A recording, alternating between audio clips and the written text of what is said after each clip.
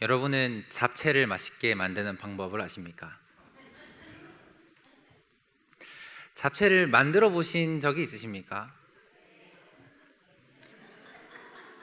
누군가는 열심히 맛있게 먹기만 해봤을 것이고, 누군가는 명절이 되면 아니면 손님이 올 때마다 열심히 또 음식을 하셨어야 하는 분들에게는 너무나 쉬운 일일 것 같습니다. 제가 한번 늘 먹기만 하다가 저희 어머니가 잡채를 만들 때 와서 거들라는 말에 갔는데 정말 손이 많이 가더라고요. 재료를 하나하나 이렇게 다 썰어서 일일이 다 볶아서 맛있게 만드는 게 참 어려운 음식이다라는 거를 어머니에게 들었습니다. 그래서 정말 아무 생각 안 하고 그때 그냥 다 한 번에 믹서기에 갈아서 이렇게 만들면 되지 않아라고 했는데, 또 그러면 또 그 맛이 안 난다고 하더라고요. 잡채를 만들 줄 아는 사람에게 잡채를 만드는 일은 그렇게 어려운 일이 아닐 것입니다. 왜냐 그러면 그것을 경험해 봤기 때문입니다. 고속도로에서 운전해 보셨습니까? 네, 설 명절을 앞두고 이제 또 운전을 하셔야 되는데요. 고속도로에서 운전하는 일은 저에게는 상상 속에만 있는 일입니다. 제가 면허가 있는데 장롱 면허라 제가 차가 없는 도로에서는 잘 달리는데 고속도로는 신호도 없고 카메라만 있는, 이처럼 경험은 너무나 중요합니다. 경험을 해봤다면, 그것이 경험을 통하여서 몸에 익었다면 그렇게 크게 고민되지 않는, 이 경험에 의해서 자연스럽게 할 수 있는 일이 바로 이런 것들, 경험을 통해서 이루어지는 일입니다. 하나님의 말씀을 따라서 살아가는 일도 그런 것 같습니다. 하나님의 말씀을 따라 살아본 적이 없는 사람, 그 말씀을 따라 내가 결단해보지 않는 사람은 결단하여 나아가는 것이 어떤 말인지 알 수가 없습니다. 누군가의 설명만 들을 뿐, 마치 잡채를 맛있게 하려면 이런 것들이 들어가면 좋아, 고속도로에서 운전할 때는 이런 것들을 주의하면 좋아, 경험 없이 이런 정보만 들은 사람에게는 감이 잡히지 않는 이야기인 것처럼 말입니다. 오늘 우리가 읽은 룻기의 말씀은요, 우리가 잘 아는 이야기입니다. 룻기의 배경은 사사가 통치하던 시대라고, 이 룻기 1장 1절에 사사들이 치리하던 때에라고 하면서 시작이 됩니다. 여호수아가 죽고 사사가 이스라엘을 지도하던 이 시기에 우리는 이 시기를 어떤 시기라고 기억하고 있습니까? 이 시기는 딱 한 줄로 이야기할 수 있습니다. 사람들이 자기 소견에 오른 대로 행하더라. 사람들이 자기 소견에 오른 대로 행하더라. 사람들이 자기 소견에 오른 대로 행하며 살아갔다는 것이 이 시기를 설명하는 아주 간결하면서 정확한 표현인 것 같습니다. 사람들은 자기 생각에 옳은 것들을 결정하며 살았다. 하나님의 언약의 백성이 하나님의 말씀 말고 자기 소견에 옳은 대로 판단하며 살아갔다. 때로는 주변의 나라에서, 주변 가나안 지역에서 옳다고 여겨지는 것들을 받아들이며 살아갔다. 그것이 나에게 유익이 되는 것이라면 하나님을 제외하고도 많은 것들을 수용하며 살았다. 그게 바로 이 사사가 치리하던 시대의 이스라엘의 특징입니다. 하나님의 말씀이 지금도 우리에게 하는 말씀이기 때문에 그 말씀을 지키지 않고는 살아갈 수 없고, 또 날마다 하나님의 말씀대로 살아가는 것이 우리가 마땅히 나아가야 할 방향이어서 때로는 그 말씀 때문에 손해를 보고, 때로는 그 말씀 때문에 억울하기도 하며, 때로는 그 말씀으로 인하여 고난당하는 일을 선택하는 것은 우리는 지혜라고 생각하지 않습니다. 고난을 피해가는 것, 사람들이 옳다고 여겨지는 일에 동참하는 것, 많은 사람들이 유익을 얻은 길에 따라 나아가는 것이 우리에게 유익하고 옳다라고 여겨지는 것이지, 우리는 하나님의 말씀을 따라 손해를 감수하는 일, 눈앞에 뻔히 보이는 실패를 향하여 나아가는 일은 우리에게 어쩌면 굉장히 낯선 일이 될 것입니다. 이 좁은 길을 따라 나아가고 계십니까? 하나님께서 하나님의 백성에게 말씀하셨던, 모세를 통하여 말씀하셨던 그 좁은 길을 따라, 그 하나님의 말씀을 준행하는 길을 따라 오늘도 우리의 삶을 걸어가고 있습니까? 명절, 이 긴 명절의 이 연휴 동안에 우리는 기대할 것입니다. 이번 이 긴 연휴 동안 무엇을 하며 지내지? 여행을 가볼까? 아니면 어디 좋은 곳에 잠깐 바람을 쐬러 가볼까? 우리의 이 연휴를 계획함에 있어서 하나님의 말씀을 따라 이번 연휴에 무엇을 해볼까라고 고민하는 사람은 없을 것입니다. 사사들이 치리하던 때에 이스라엘도 크게 다르지 않았을 것입니다. 이걸 위기라고 이야기하는 게 너무나 낯선 일이 되었습니다. 이게 뭐가 그렇게 중요한 일일까요? 이게 뭐가 그렇게 중요한 것이기 때문에 이 설교 서두에 이렇게까지 힘을 주어서 이야기하는 걸까요? 하나님의 백성이 하나님의 말씀을 따라 나아가는 것을 선택하지 않는 것이, 그 말씀을 따라 어려운 길을 향하여 나아가는 것이 왜 중요한가에 대해서 이토록 강조하고 있습니다. 이스라엘 백성은 예배를 드리지 않았던 사람이 아닙니다. 종교 생활이 없었던 사람이 아닙니다. 그럼에도 불구하고 그들은 자기 소견에 오른 대로, 자기 판단에 오른 대로 나아갔습니다. 제가 이런 말씀을 나눴더니 말도 안 되는 손해를 향하여 걸어가셨던 분을 만난 적이 있습니다. 그분이 그 손해를 하나님의 은혜에 따라 이런 위기들이 잘 피해가면 얼마나 좋겠습니까? 하나님의 말씀 따라 살아갔는데 이 위기가 나를 피해가면 얼마나 좋겠습니까? 근데 그 말씀대로 살았더니 3년을 고통당하는 사람을 만난 적이 있습니다. 그리고 그분이 웃으면서 말씀하시더라고요. 내가 하나님의 말씀을 따라 결단했더니 3년 동안 죽는지 알았습니다. 내가 그 말씀을 따라 준행하기로 3년 동안 이 괴로운 시간들 속에 살아갔습니다. 근데 그분이 지금 엄청나게 큰 복을 받았을까요? 아니요. 그 3년의 위기 가운데에 큰 복을 주시지 않고 그냥 다시 평온한 삶으로 돌아오게 되었습니다.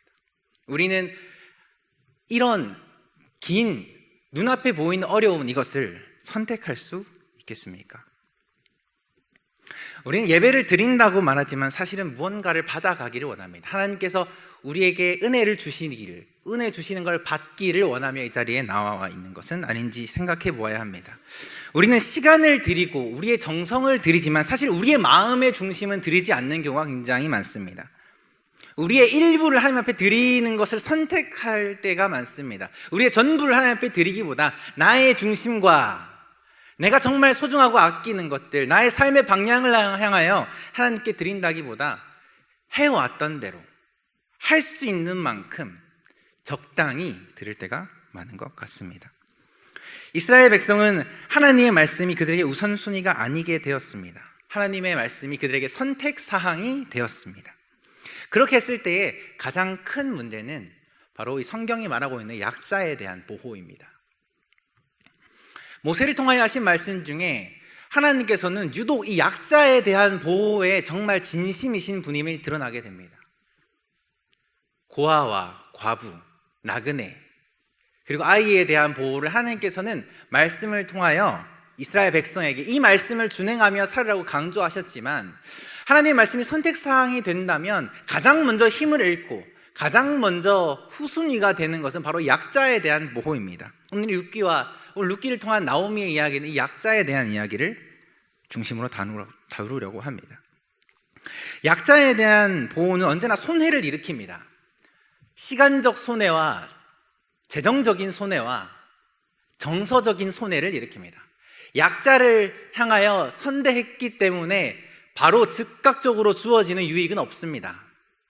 게다가 지금 이스라엘은 가나안 문화 속에서 어떻게 하면 그 땅에서 잘 정착하며 살아갈 수 있을지, 그 땅 가운데에 풍요로울 수 있을지를, 그것을 향하여 나아가다 보니 하나님과 멀어졌습니다. 근데 그 가운데 약자에 대한 보호가 잘 될 리 없습니다. 우리가 잘 아는 나오미는 우리가 잘 알던 나오미에 대해서 이야기하고자 합니다. 사사가 치리하던 때에 유대 지역에 흉년이 찾아오게 됩니다.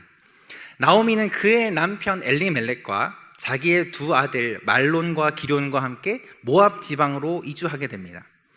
21절에 나오미의 표현에 의하면 내가 풍족하게 나갔더니 라고 말하고 있습니다.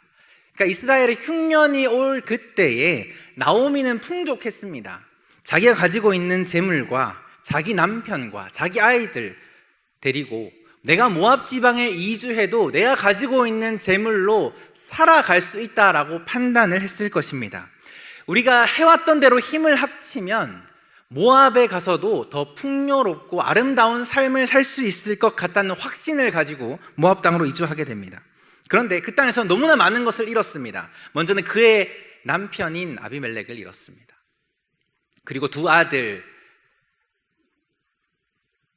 잃었습니다. 그리고 그가 가진 재산을 모두 다 잃었습니다. 자신 있게 나갔는데 그 당시에 땅을 이주하는 것, 여행을 가는 것도 쉽지 않았고 이사를 가는 건 더더욱 어려운 시기입니다. 그리고 지금 이스라엘 백성들이 살고 있는 그 땅은 하나님께서 자기 백성에게 주신 땅, 근데 그 땅을 재물만 가지고 나가서 성공할 수 있다라고 하는 이 나오미와 아비멜렉의 자신감은 모압 땅에서 물거품이 되었습니다. 그런데 소문이 들려오는 것입니다. 베들레헴 땅에 하나님께서 자기 백성을 돌보시사 은혜를 베푸셨다라는 소식이 들려오게 됩니다. 모압 지방에서 망했던, 모압 지방에서 이제 홀로 생존했던 나오미에게 이 소식이 듣자 나오미는 다시 베들레헴으로 돌아가기로 결정을 합니다. 그리고 두 며느리에게 이렇게 이야기합니다. 너희는 모압 땅에 너희 아버지 집으로 돌아가서 거기서 행복하게 살아라. 나는 베들레헴 땅으로 돌아갈 것이다. 너희는 돌아가라. 난 잡지 않는다. 오히려 너희는 돌아가서 너희의 삶을 살아라. 나는 베들레헴으로 돌아가겠다라고 했을 때 오르반은 갔습니다.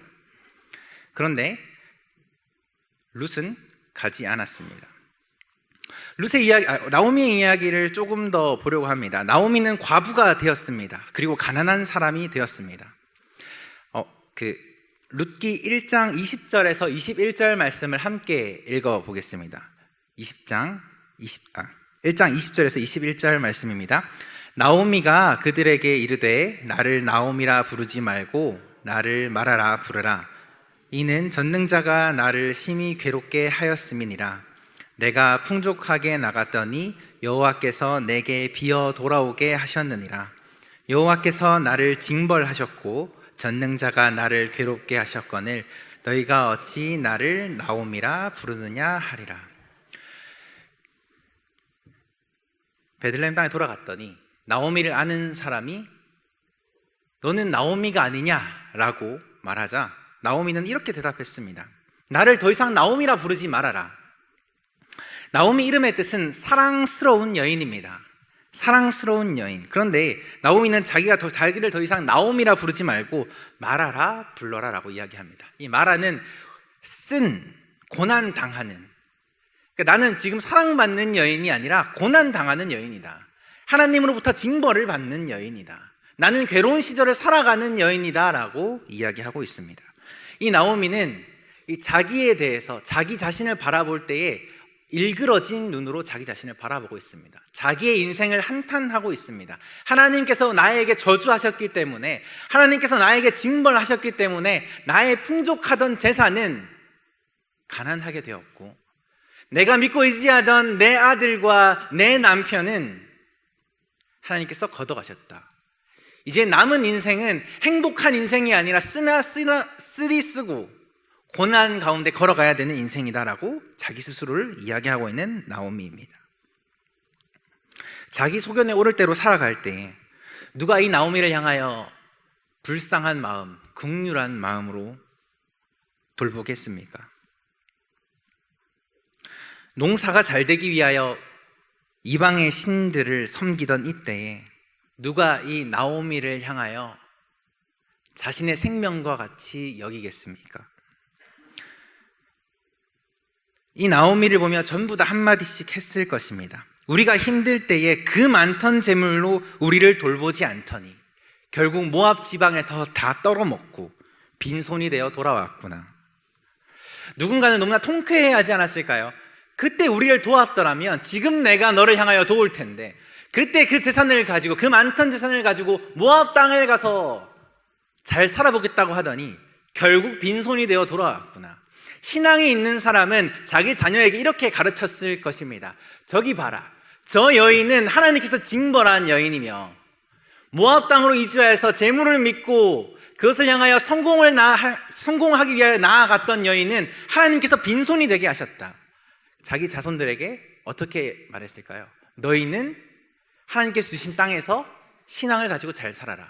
너희는 어려운 이웃을 잘 섬겨라 라고 말하면서도 나오미를 향하여 섬기는 사람은 아무도 없었습니다.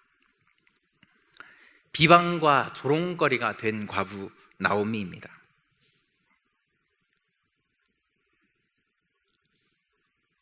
누가 이 여인을 위하여 헌신하겠습니까? 이스라엘 중에는 나타나지 않았습니다.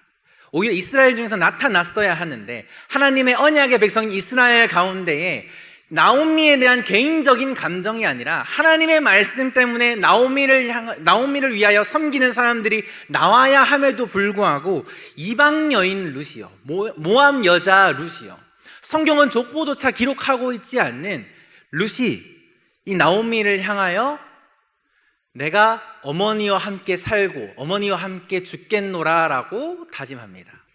대단한 며느리지 않습니까? 이런 며느리가 있으면 시어머니 입장에서는 좋은가요? 그쵸? 참 좋지 않겠습니까? 이런 며느리가 있으면 참 좋을 것 같은데 여러분은 이런 며느리가 되어보신 적이 있으십니까? 룻은 이상한 여인입니다. 나오미를 따라 나선다는 것은 스스로 이방인의 삶으로 살아가겠다라는 결정입니다. 그렇다고 나오미가 재산이 많지 않습니다. 자기 자신을 책임져 줄 수 있는 상황이 아닙니다. 나오미는 이제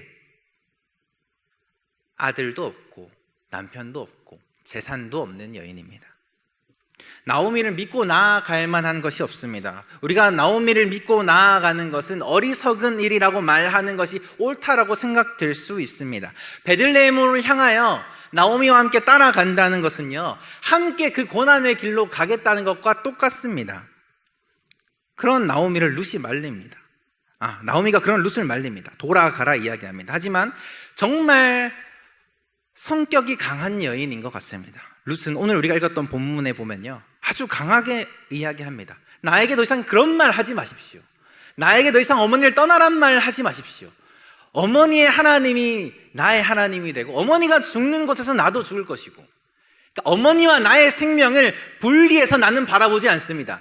나는 당신을 향하여 헌신하기로 결정했고 당신의 생명은 곧 나의 생명과 하나입니다 라는 룻의 결단이 오늘 우리가 읽었던 본문입니다.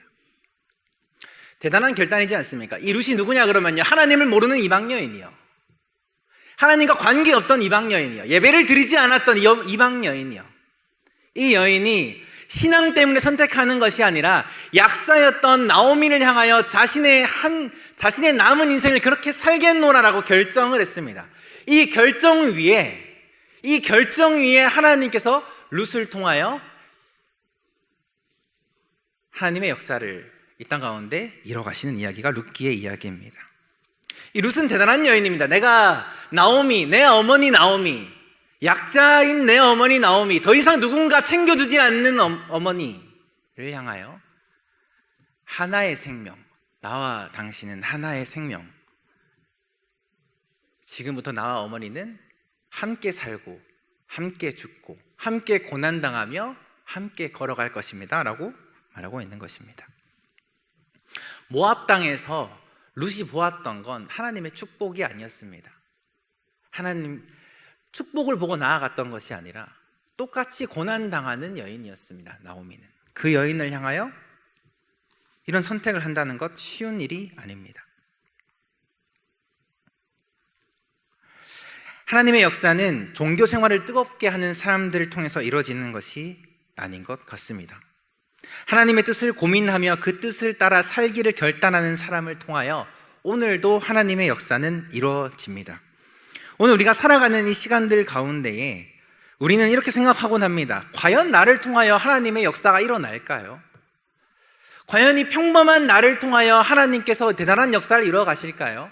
신앙이 좋지 않은 나를 통하여 하나님의 뜻이 나의 삶에, 우리 교회 가운데, 이 지역 가운데 이루어져 갈까요? 그래서 우린 도망가곤 합니다. 나는 못해요. 나는 그런 경험을 하지 않을 것입니다. 나는 그런 선택을 하지 않을 것입니다. 나는 약자를 찾아내지 않을 것입니다. 나는 낙자를 향하여 내 삶을 헌신하지 않을 것입니다. 다만 나는 오늘도 내가 원하는 바, 내가 옳은 바, 다른 사람들과 크게 다르지 않게 적당히 친절하게 살아가려고 하는 것은 아닙니까?